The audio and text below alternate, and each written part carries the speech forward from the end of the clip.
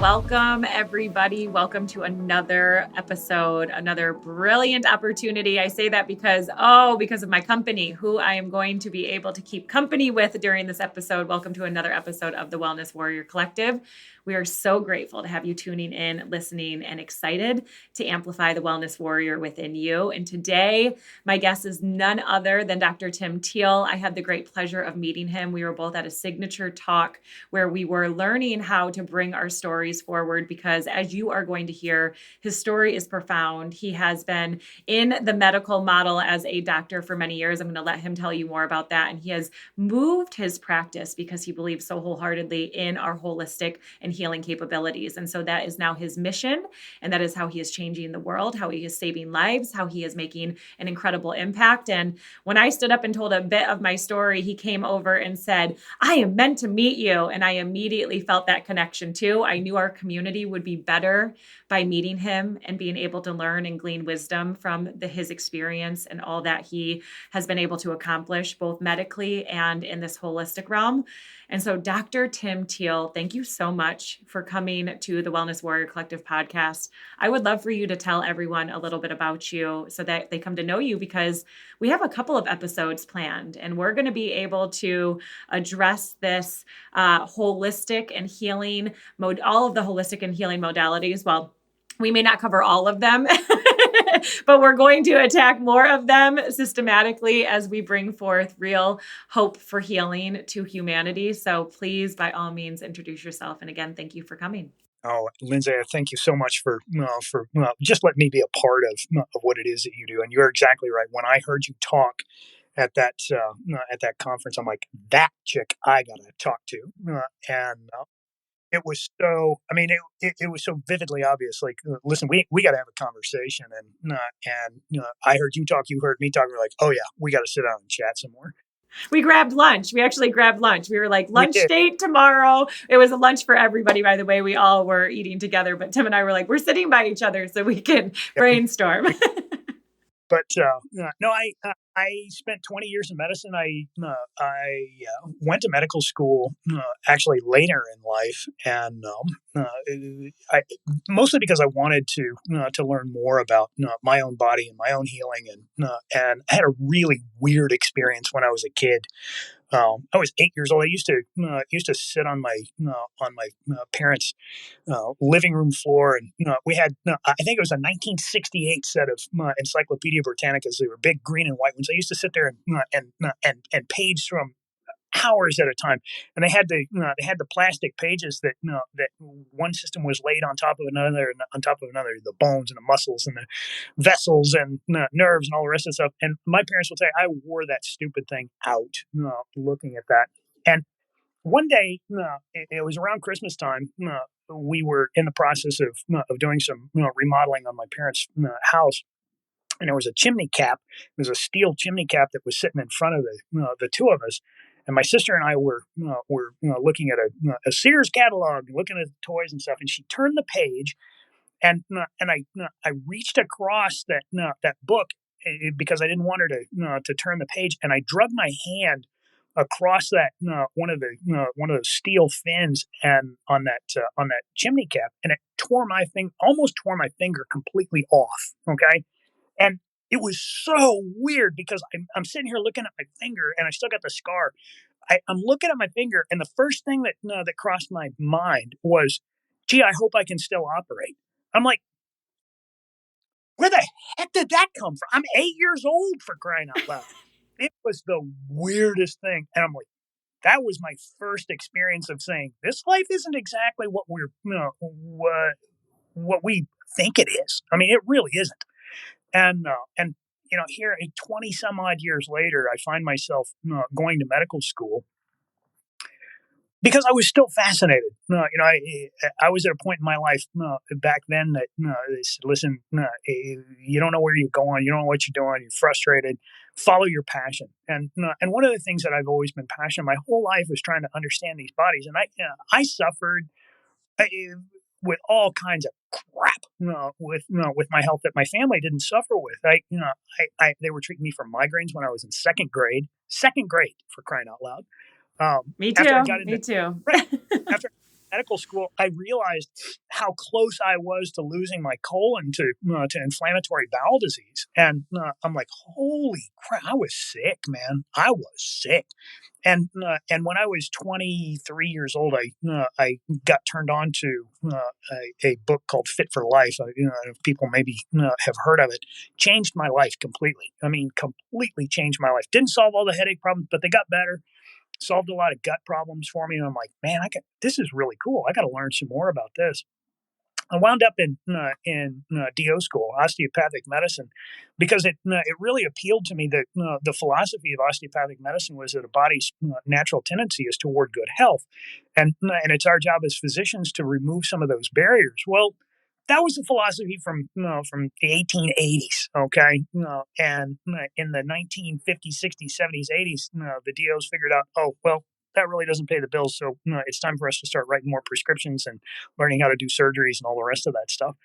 So the character of what I bought into was not exactly what I got, and as I got out of medical school and residency and all the rest of that stuff, I found out there's a lot of problems that we are tasked with attempting to solve that medicine, the pharmaceuticals that we throw at these things, it kind of helps, kind of gets things a little bit better, but it doesn't completely solve the problem. And the problem that walked in my door, I was an ear, nose, and throat physician. I'm a board certified ear, nose, and throat guy.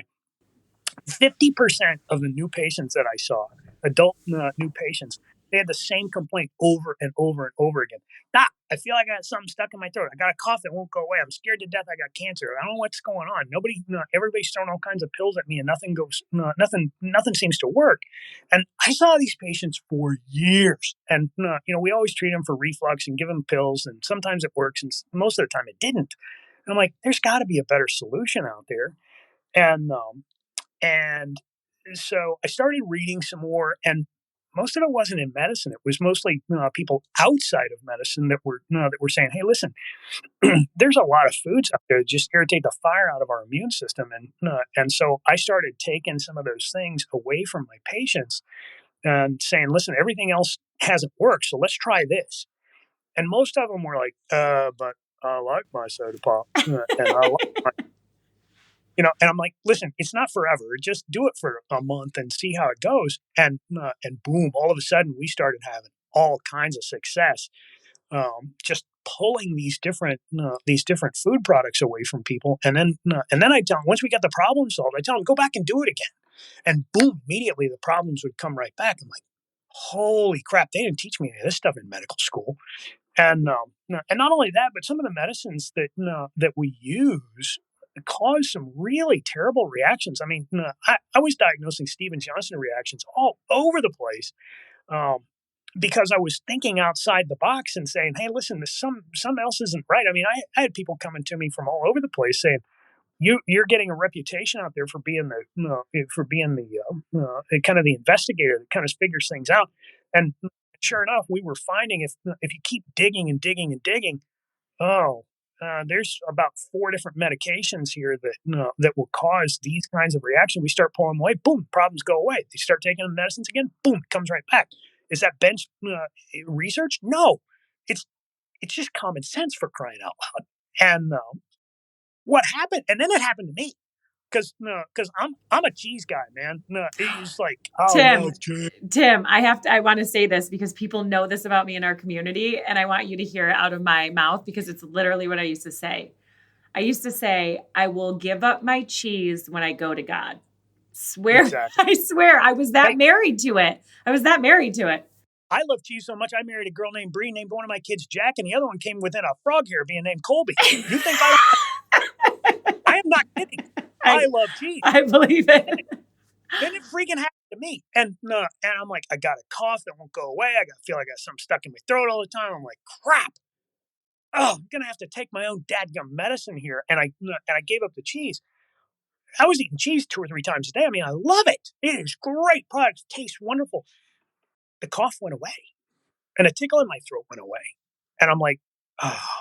And so I started eating again just to see what would happen. It came right back. I'm like, crap. I can't live like this. So I gave it up. I mean, I just flat gave it up. Well, over the next 6 months, I lost like 30 pounds without trying. And the colds that I was getting about every 3 weeks, I figured it was just because of what I'm doing. I mean, I'm up in people's faces all the time. They're coughing and sneezing and hacking in my face. I'm like, yeah, it's just part of the job. No, it wasn't part of the job. I went a year without having a cold from every 3 weeks to once a year. I went a year. Well, I go to digging again, and come to find out there are some proteins in milk that cause secretory IgA, which is the immunoglobulins that we have in our mucous membranes, our ears, our nose, our throat, our genital urinary tract, or GI tract.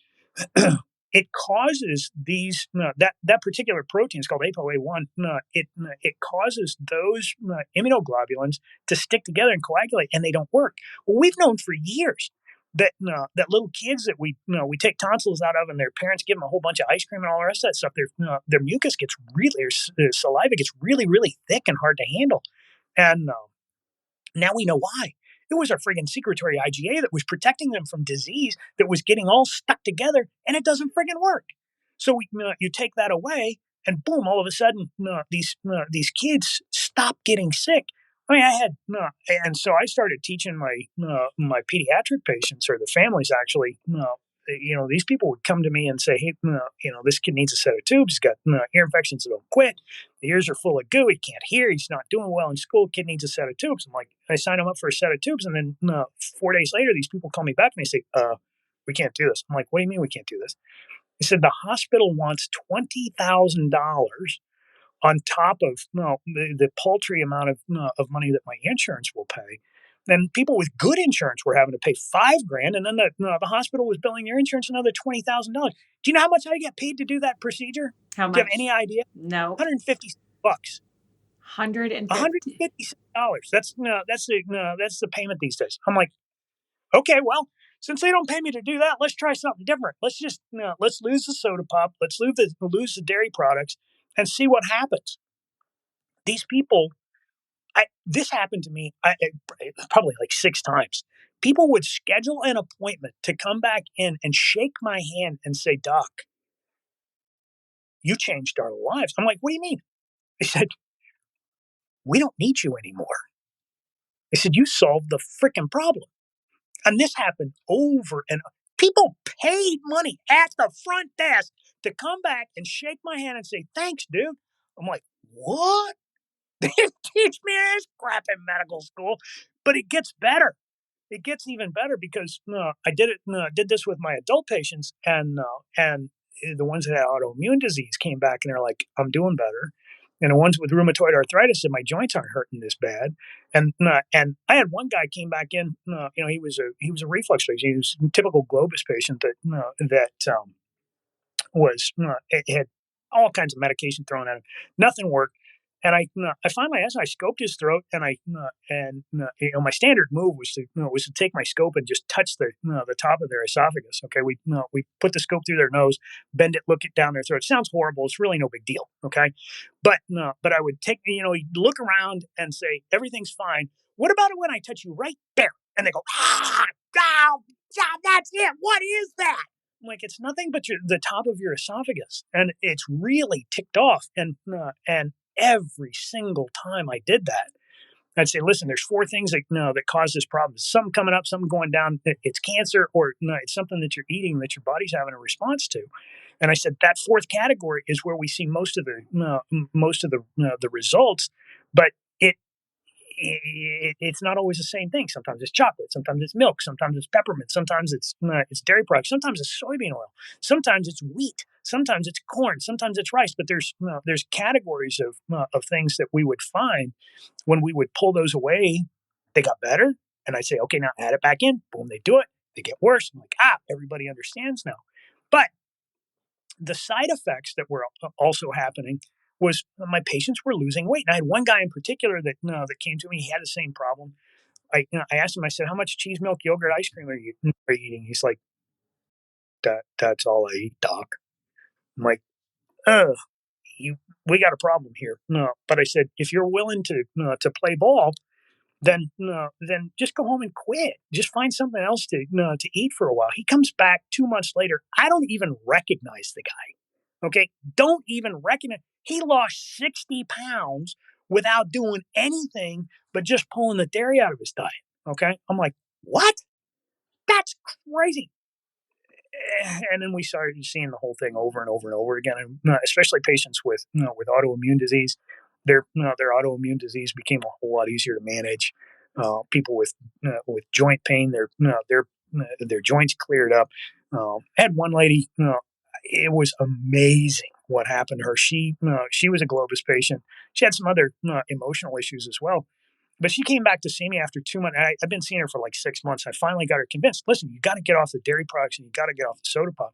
She came back to see me 2 months later. She was gorgeous. I'm like, are you the same? Her skin completely changed, cleared up. She was beautiful. I'm like, this is nuts.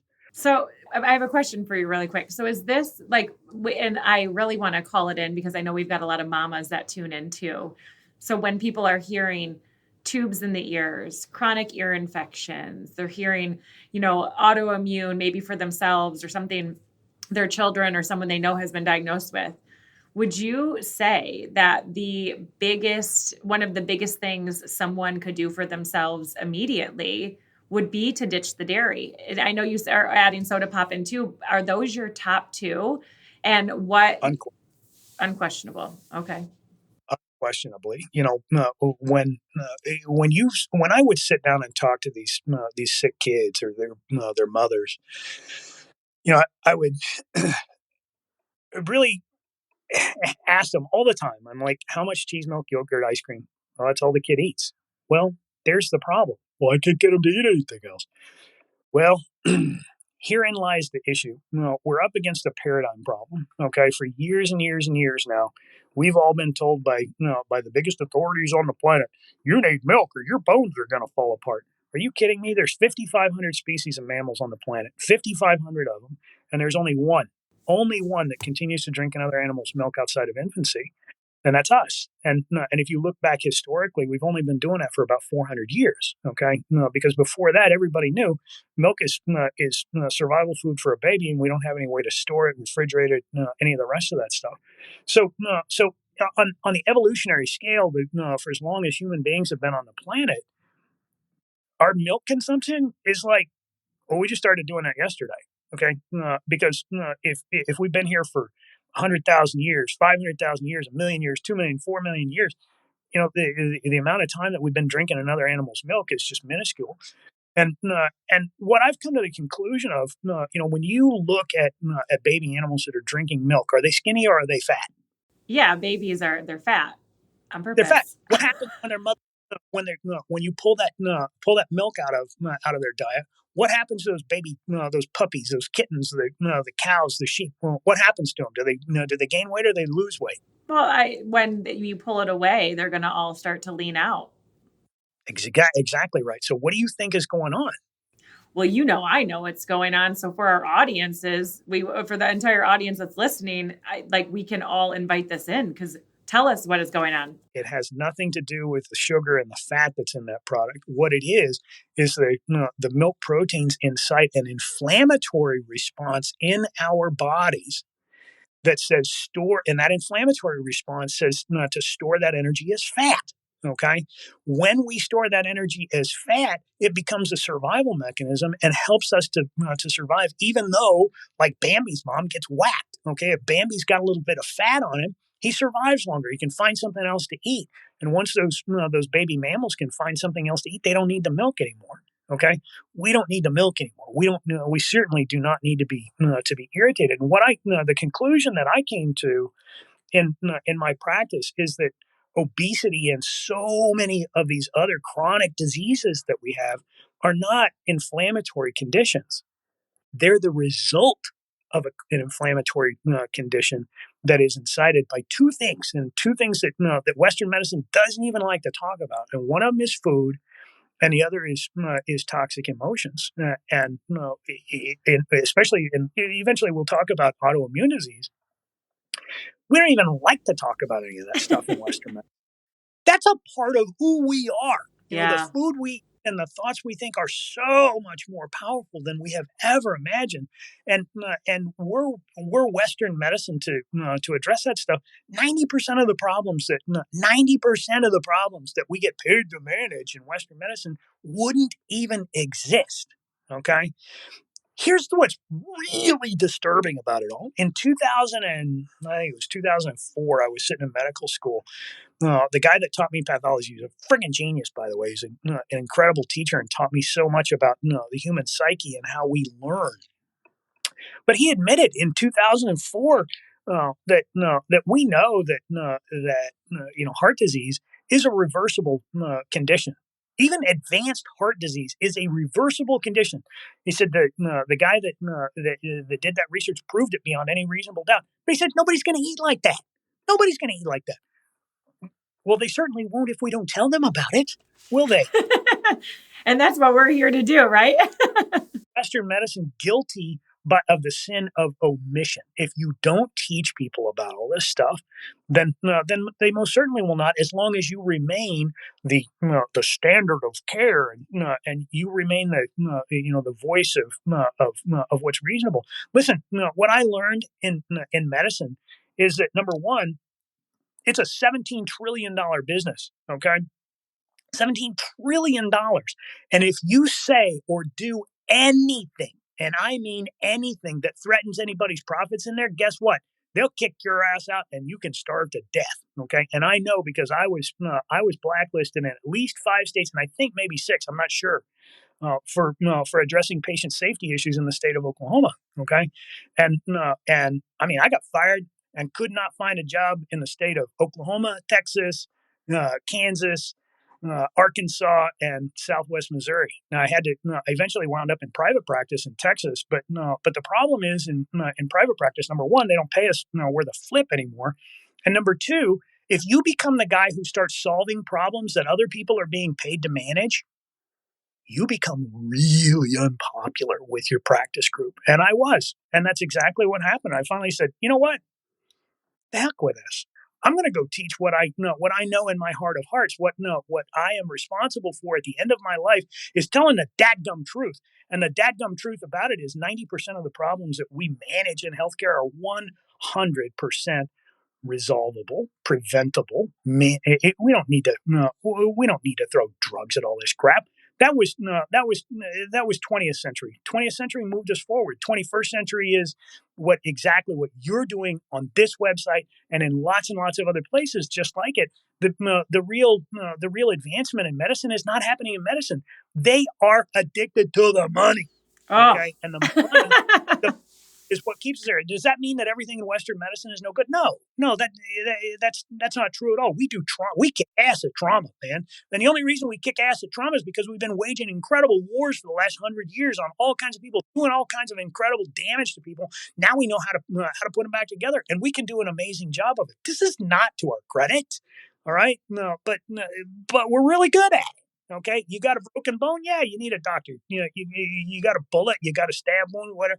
Yeah, we shouldn't stop and meditate, although that's not going to hurt you, but that's not going to be the solution. Right. The solution is stop the bleeding. Okay.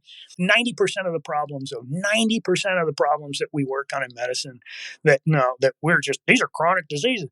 Yeah, they're chronic because of the choices that we make. And it's our job, it's your job, it's my job to start teaching people not only to make different choices, but how to use our hearts and our minds to control these fantastic bodies of ours. And we got a heck of a lot more control over them than we have ever dreamed possible. And that's what you teach every dadgum day. It's what I teach too. Yep. Okay. So let's talk some more. I love it, you guys. Okay. A couple, and you're going to see key takeaways too.